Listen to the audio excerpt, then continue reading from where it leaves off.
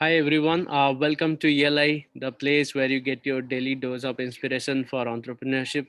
And today we have with us Mr. Praveen Dorna, who is the co-founder at Socio Hub, a all-in-one community management SaaS platform. Hi Praveen, welcome to ELI. Hi Priya, thank you so much for inviting me. I would request you to introduce yourself to our audience, please.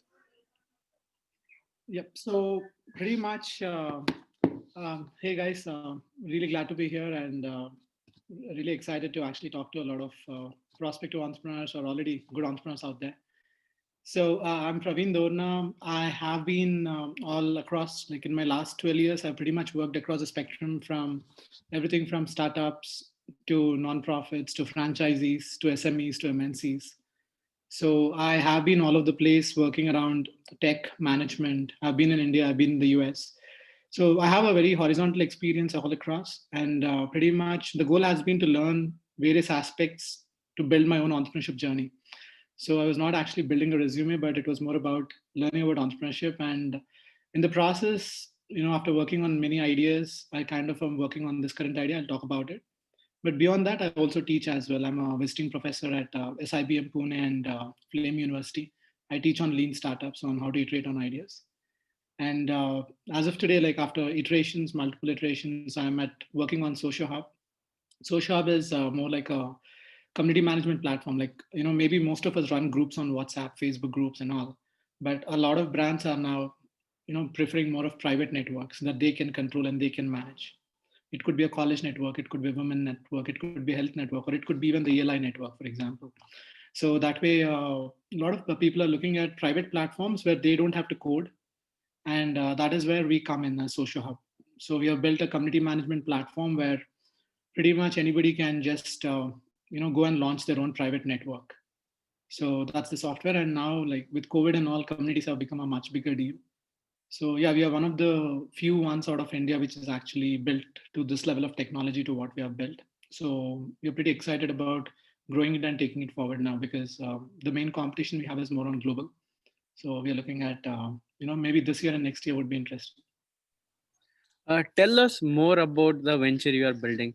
For example, what is the kind of reach you have got so far, and what kind of companies are using your platform? What is the impact on a ground level you've been seeing because of your venture?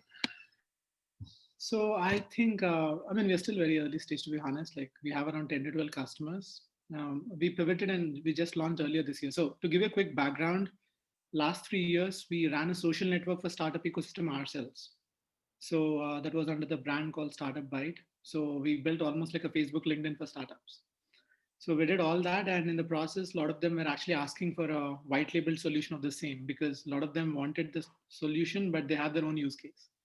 So that's when we pivoted last year, and we kind of launched it in March.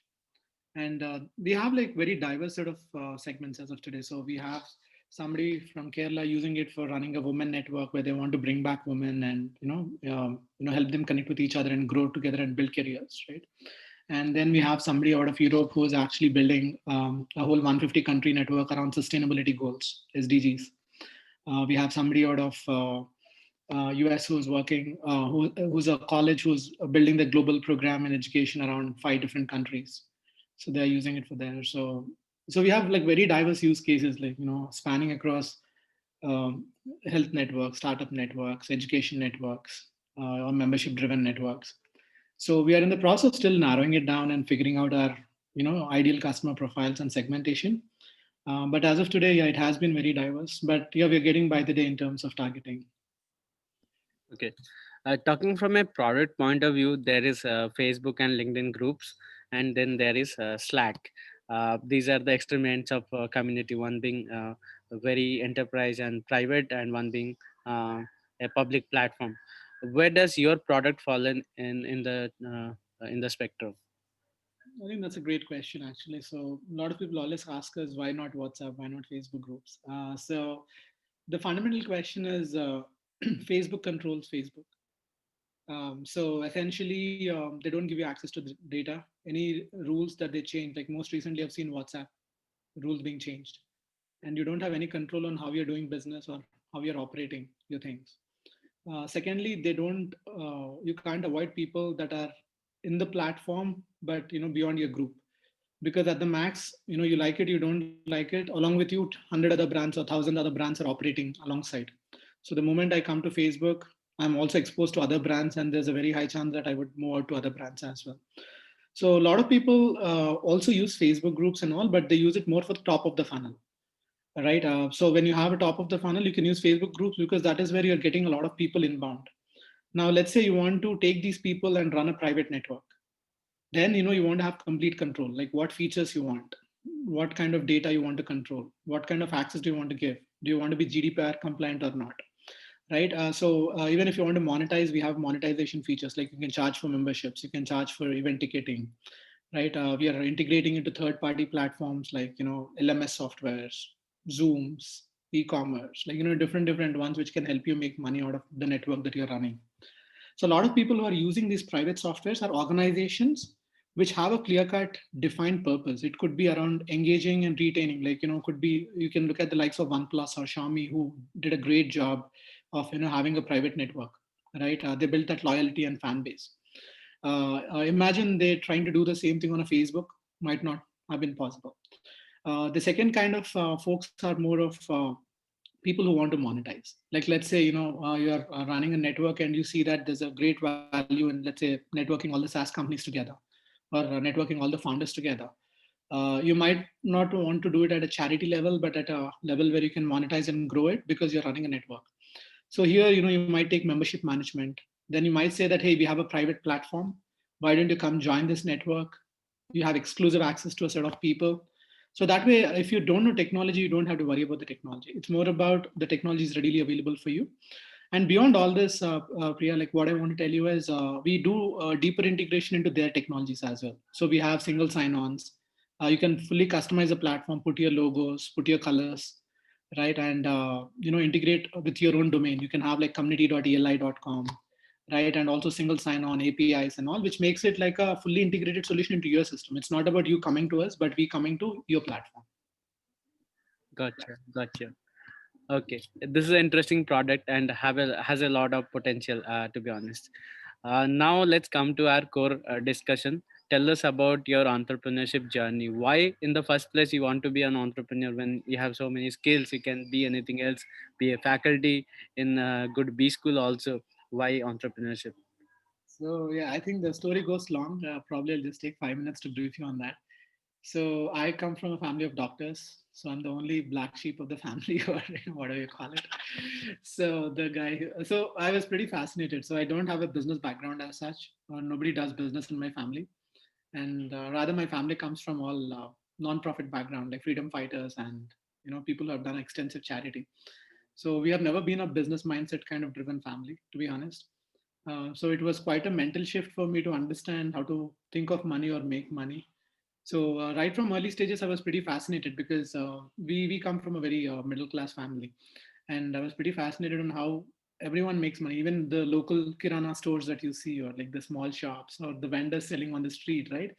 It's pretty fascinating. And right from childhood, I had this fascination towards seeing what business models are or how they're actually making money, because it used to be something that's like a magic for me, right? Something that you feel that I don't know the answers how to do it.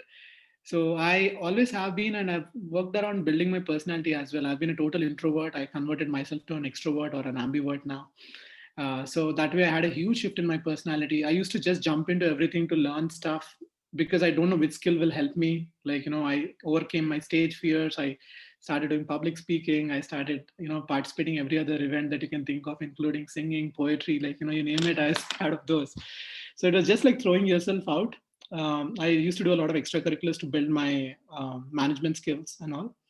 And in the journey, what I started is, initially it was just about money, to be honest. Like, I'll not lie about it. But in due course of time, I started realizing that money is just an outcome of building something interesting. And I've been starting from days when there was no startup ecosystem, or the words that you call as startups and all that stuff. So not really much guidance. So I got into Deloitte Consulting post my undergrad. And then I thought I'll go work in a big company and everything will be sorted, right? The common myth that all of us have. So I worked over there, worked really hard. Then I was doing really well there. And then I realized that, okay, I think I'm good for starting a company now, 3 years down the line. So I came out of it. And when I came onto the road, I realized that I resigned basically. So when I came onto the road, I realized that everyone was thinking I was fired. Nobody wanted to give me an appointment. Nobody wanted to talk to me. Right. And I used to live on credit card. So it was a mess, total mess. I didn't even know how to register my company and all. So it was a light bulb moment or whatever you call it. So where I realized that there is so much to learn, so much to do. And unless a lot of entrepreneurs actually go and try it out, they always think that they can make it. And in due course of time, I went through, like, I'll not cover the whole story, but after that, I went and built a non-profit for my undergrad university, parallelly ran a robotics education franchisee, because again, I wanted to take franchisees to learn how businesses are run, right? And then I went to US, did my MBA in entrepreneurship in the US. Then I was working with a startup wing of a $6 billion company over there, building their whole innovation program and scaling them globally. And then I moved back to India. So I mean, I've done quite a few stuff in between, but like I'm saying, pretty much been quite an interesting journey. But every single place I learned a lot of things, and it was more about figuring out whether this will help me learn something around building my own. Right, that has been the journey, and to be honest, even I'm still learning. So I'm still an early stage startup, still a long way to go. Yeah. Okay. You mentioned that you were an introvert and you turned into an extrovert, or should I say ambivert. I would like to understand what are the challenges that an introvert entrepreneur goes through and how to solve them. I think a lot of entrepreneurs are introverts actually as well. It's not that everyone is like a flamboyant entrepreneur. A lot of entrepreneurs I meet are pretty introvertish. So a lot of people think being introvert is bad. It is not. A lot of people who are introverts actually think a lot as well. They do have a personality, but maybe they're not comfortable opening it out. But when they apply their skills to a set of, it could be a company, so a set of activity, they do well. It's not that they don't.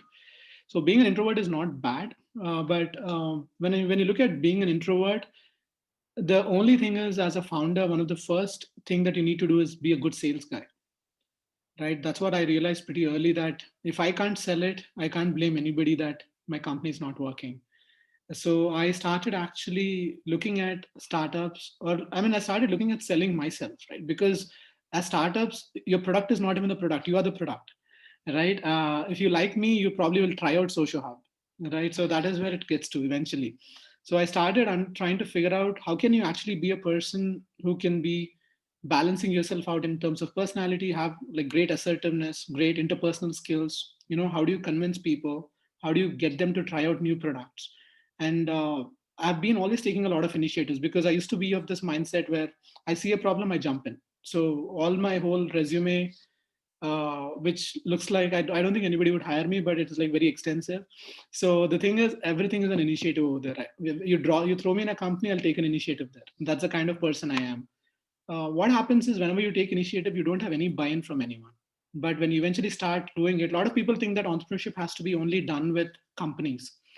You don't understand that entrepreneurship is part of your life, where, like, let's say you're learning cycle, that's a way of doing it. Or you're trying to convince your dad to buy you a bike, that's in selling in a way. So we keep selling. It's not that we don't sell, it's more about we never think that is selling.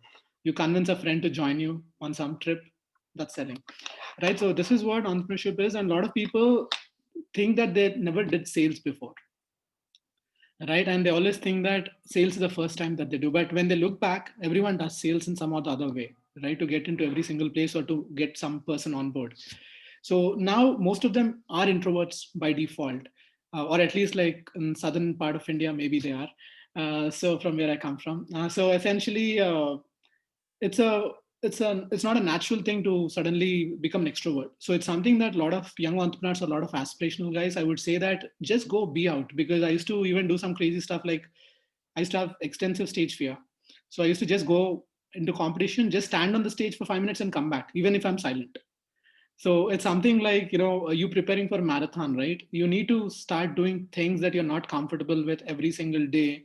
And over a period of time, you just enjoy it, because you start enjoying the stage. And now I even can handle 10,000 people ad hoc. If you throw me on so I do computing as well, so I can handle like 5 to 10,000 people easily on a stage, even if you just introduce me right away. So that is a level of comfort I've built over the years with stage. And this is just an example. I think each of these skills is not that tomorrow morning you decide and jump in. A lot of people think that magic happens overnight. It doesn't. It takes time. So what I would recommend to a lot of folks is just try out stuff. Don't worry about is it useful, not useful. Just keep yourself in uncomfortable things, right? And in due course of time, your personality will come out, because I think it's all about like, when you start learning cycling, first time it doesn't look cool.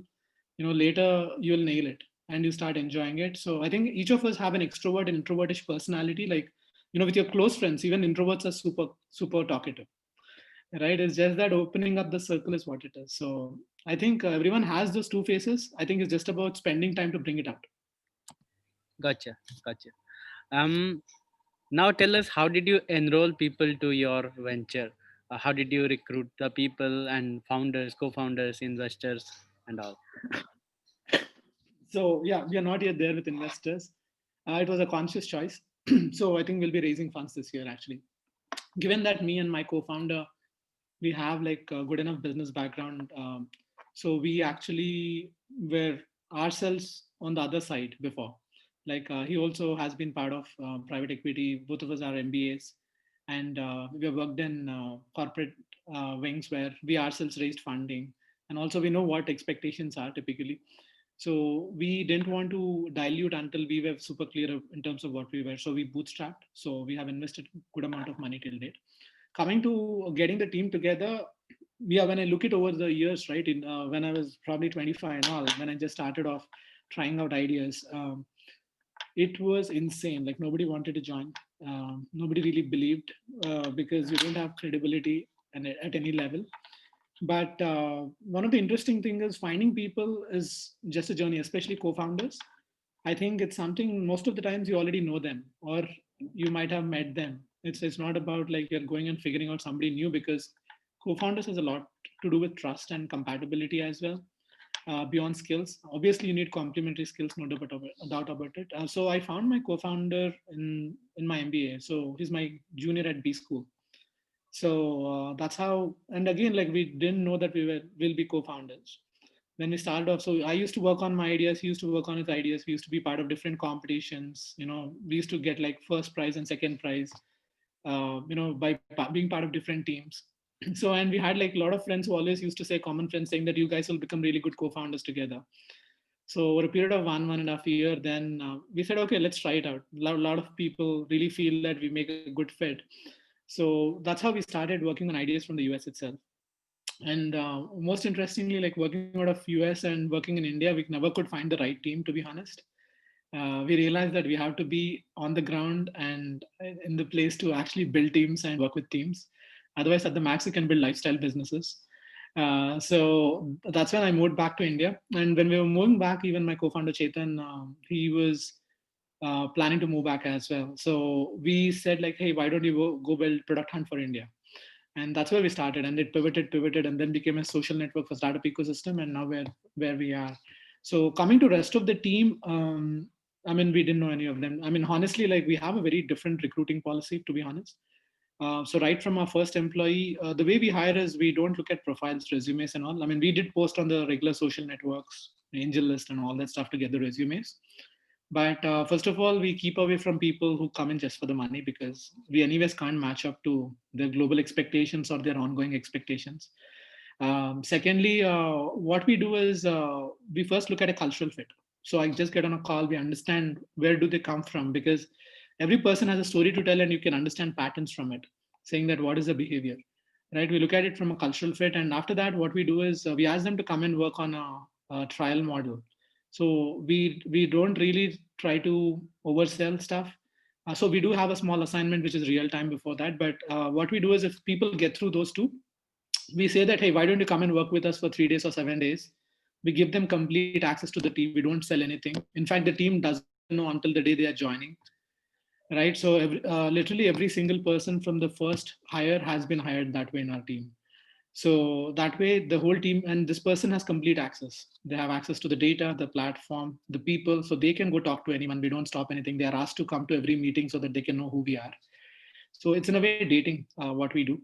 So we give them that comfort, and trust me, 60-70% of them after third day or fourth day don't come back. They realize that this is not the place for them. A lot of them say that, hey, this is not where I want to work. And the rest of them who stick with us are, they really like what we do. They don't have any surprises because we didn't sell them. We showed them all the good and bad. So that's why our retention has been super high, and the team that we have built is very tight knit and a pretty solid one. It takes time to hire such a team, but it works. It works pretty well.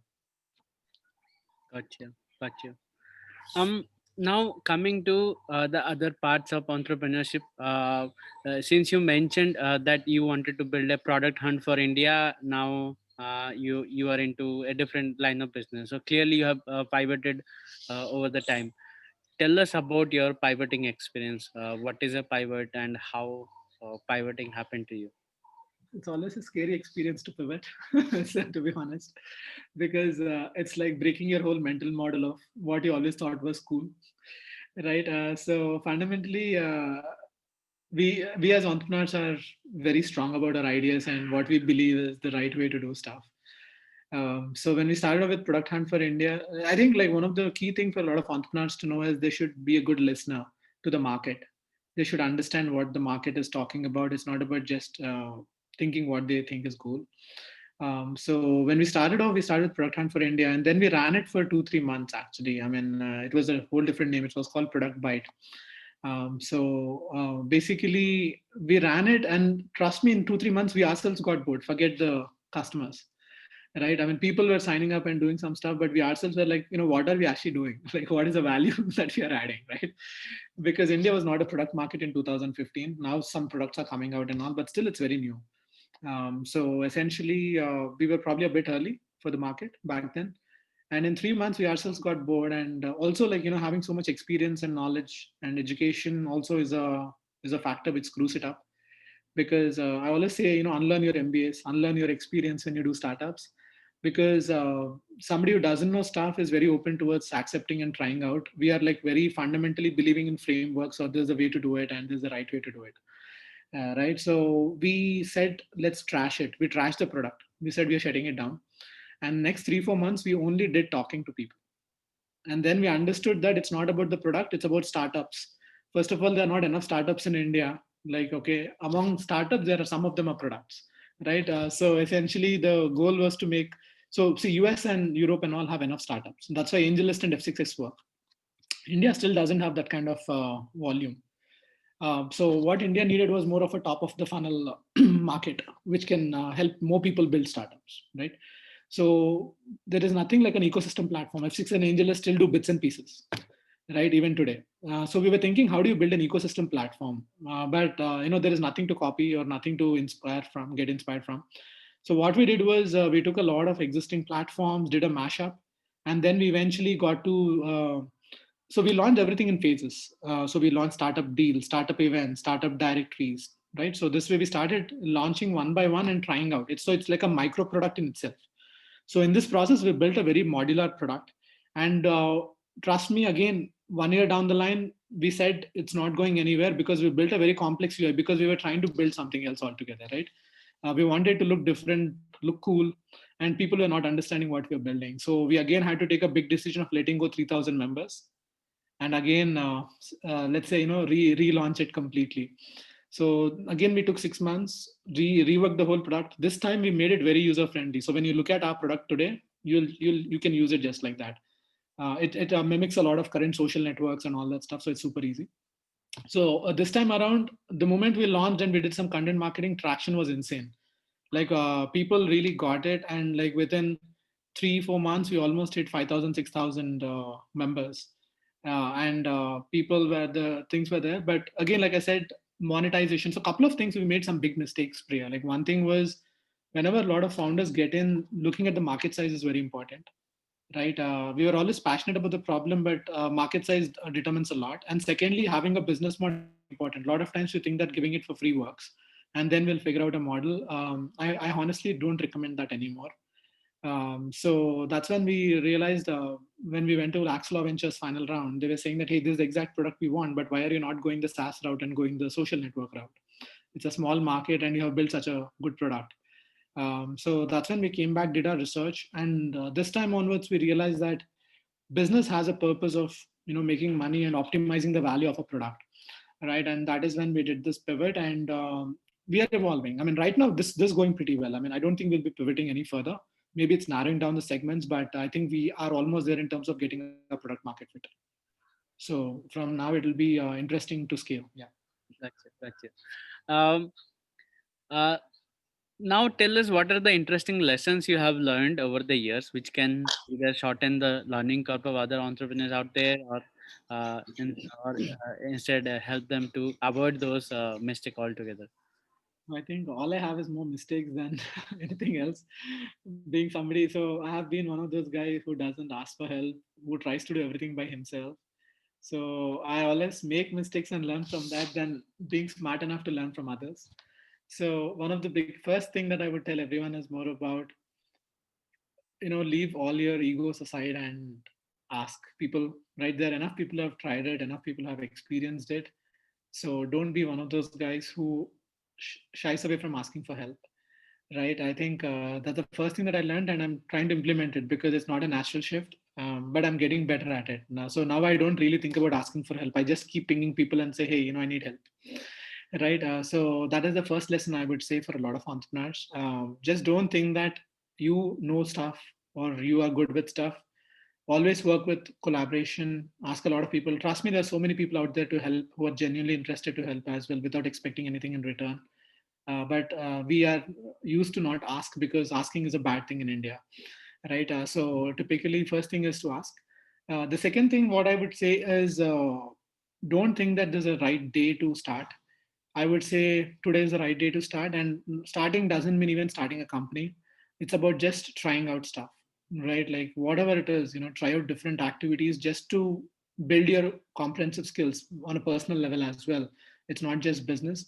So I think it's very important to learn some skills around, like, let's say marketing, around probably tech, or different areas, and even on a personal front, selling, communicating with people, email communication. Trust me, I struggle to find people who can write well and speak well in my hiring. For me, sometimes that is a benchmark. If somebody can do that, I can get them and train them everything else, right? So I just want, because when you're dealing with global companies, it's so difficult to find people who are like on top notch in terms of talking and communicating on emails and all. So I really would recommend people to not take it lightly and really build on that. So be a constant learner. That's my second suggestion. Third suggestion is, don't be emotional about companies. Being emotional and passionate is good in solving the problems, but be practical and have your business models and finances in place. Because a lot of times when you jump without a lot of planning, what happens is you end up wasting a lot of time, to be honest. And like the fourth thing that I would suggest is, do a lot of lean startup methodology. I mean, that's what I teach as well. But if you ask me if I have to rebuild it, I would definitely implement all these things, because a lot of times we don't test, we just believe and go. But if you test, trust me, you would save almost like 6 months of your time, or maybe lakhs and lakhs of your money as well. I see a lot of founders just coming in and pitching the idea. When I ask you how did you validate it, they don't have answers for it. So that's a very dangerous phenomenon. So it's very important that people get away from that mindset that it'll work, rather say that it'll not work and I need to sell it to 10 people, 20 people. If they can actually do that, that will really help. And even in terms of pricing, I would say ask for money. Maybe it takes less money or give them a discount, but ask for money, because I think that will truly tell you what it's worth. Because that's when you can decide. And trust me, if people are not paying, don't go for it. It's very difficult to introduce revenue models at a later stage, and I think you're seeing enough companies, big, billion-dollar companies, already struggling with that in terms of applying this stuff. So that's the thing with that. And seven, I think keep networking. The next one, because a lot of times what I've seen is a lot of these people end up being your co-founders, end up being your employees, end up being your initial customers, end up being your partners, right, or your investors. So I think network is something that a lot of us actually undervalue, but being connected is really powerful. Having run a social network myself, I can tell you that you can get stuff done wherever it is, right? So a lot of people, and network doesn't build overnight, it takes time, over a period of time, right? So that's the thing with it. And I think lastly, what I would say is, I think don't kill yourself. It's a long-term chess game. It's a strategy. It's an execution. So a lot of people burn out very quickly by jumping in. I think it took me a lot more time and a lot more money and a lot more effort to be here. I mean, even right now, probably my regular hours are 12 to 16 hours a day. It's pretty intense. So it's like a game that you have to play on a very consistent fashion. So I would really say don't kill yourself, prepare yourself to fight the longer term game, because a lot of people expect very quick results. Like in 1 month, 3 months, it's not happening. They think it doesn't work. Startup is all about pivoting enough number of times till you get to the point where you get the product market fit. So balance your things. Don't skip your family. Don't skip your passions. Learn stuff. Enjoy personal life as well. So that's what I would recommend. Well, Praveen, I'm done with the questions and you have answered all my questions. Is there anything else you want to share, or should I ask a question that is off the context of our discussion? No, no, please do. Go ahead. This question I don't really ask to anyone, but since you are in a position to answer this, I am asking you. What do you think of ELI? What can it become in coming days? So I think first of all, I think it's a great thing what you are doing, Priya. To be honest, ELI definitely, like I was checking out your videos and all. I think you're bringing a lot of good people, getting a lot of people to know about stuff. I've been part of extensive entrepreneurship networks. I've run an entrepreneurship network myself. The way I see is there are two, three parts to it. One is education, and second is execution. Right. So we have a lot of aspirational folks in India who really like seeing videos, getting inspired and all. But I think the place where most of us struggle is not having the right ecosystem. That is where like you're passionate. It's like you want to be a national level athlete. You don't have a playground to play, right? So you can't win the Olympics that easily. So this is how most of the times this happens. So even when you look at ELI, right, I think a lot of times I think you might have your vision, like which I fully might not understand, but like I say, run a network like a very strong network with high quality, because that's the only difference between the Indian networks and the global networks that I see. In India, everyone is welcome. In global networks, they don't allow everyone. They say that, hey, you have to get to a criteria to be part of it, and you value being part of that network, you respect that, and that's when you are very serious about it. In India, what happens is when too many people come in, the seriousness gets diluted, and even the serious people leave, right? So when you're trying to build ELI and all, like education wise, you're bringing a lot of talks, which is fabulous. The second thing what I would do is check out a lot of collaborations, because India again is not a very collaborative space. I think that's one of the reasons why Startup Byte didn't go well. Anyone we go to, they want to do their own stuff. They don't want to collaborate, because the whole point is we are building an ecosystem. We are not competing, right? When you're building an ecosystem, definitely everyone wins. It's a matter of time. So that collaboration aspect is something that I found in very few people, to be honest. So I would really recommend being a very strong collaborator, grading a lot of brands together, because it's not about ELI, it's about entrepreneurship. And what you're doing, ELI is just a winner in the process, right? And the third thing, what I would recommend is, as you go, if you can, like I said, don't do everything, do what you're good at, and for everything else, find partners and route it to them, because everyone, probably somebody is extremely good at execution, somebody extremely good at education. So you need to actually build that whole flow and actually help entrepreneurs navigate that channel. Lastly, what I would recommend is, I know, like as of today, probably giving you everything out for free, but like I said, I think I value your time. I value the kind of effort you put on a weekly basis. And I think you should not undervalue it as well. Because, like, the way I see it is, maybe you have an aspect which is free, but definitely work towards having a paid model where you can start taking back value. Because the way I see Priya is, it's not about charging people, it's about taking money to build a organization, right? Because whenever I ask people, right, what happens is they say I don't have people, or they say I just have volunteers. And I understand volunteers won't put in time beyond this. Like, let's say you have a experienced 5-year guy who's building content 24 by 7 for you per month.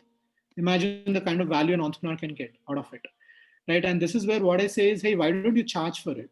Ask people what they want, get people to pay, and pay a have a membership or something on that front. Because at the end of the day, a lot of people who came in saying that, hey, they would want to do it for free, eventually built business models, even in the communities that I'm talking about. Or somebody who said I'll charge 100 and now charging 1,000. because the point is they started realizing that there is a lot of value in a bit of capitalism as well, because what you're trying to do is first help yourself to help others, right? And that is where if you are sustainable and if you can scale, you can drive your vision. I would recommend checking out a nice video by Chamat. He's one of the Facebook early employee, right? He talks about social capitalism, right? Social capital. So I think what you're doing falls something in those lines, and that's something that I relate to myself as well, where he says that all of us have a world vision, but the guy who has the money eventually executes the world vision, even if he's a social guy or not a social guy, right? So it's about getting to a stage where you can. So even I have a lot of non-profit stuff or not plans that I want to execute, but Mhm. I don't think you or your company should be affected as a result of it. So when you have more things, you can give scale, you can impact a lot more people, bring out lakhs of entrepreneurs, do a lot more things. So that's my final suggestion, which might sound very counterintuitive, but I really recommend people to do that. Thanks, Praveen. It was a good insight for me, and definitely try to find all the useful things out of it and implement. Uh, on that note, I would like to close this session. It was a great pleasure to host you, and our audience would have got good lessons from this video. Thanks for your time, Praveen, and our best wishes for Socio Hub. Thank you so much to you and Eli, both of you. Thank you. Listeners, you can follow and connect with Praveen on LinkedIn by typing Praveen Dorna. That is it for today's episode. We will be back with another exciting entrepreneur. Stay tuned to ALI.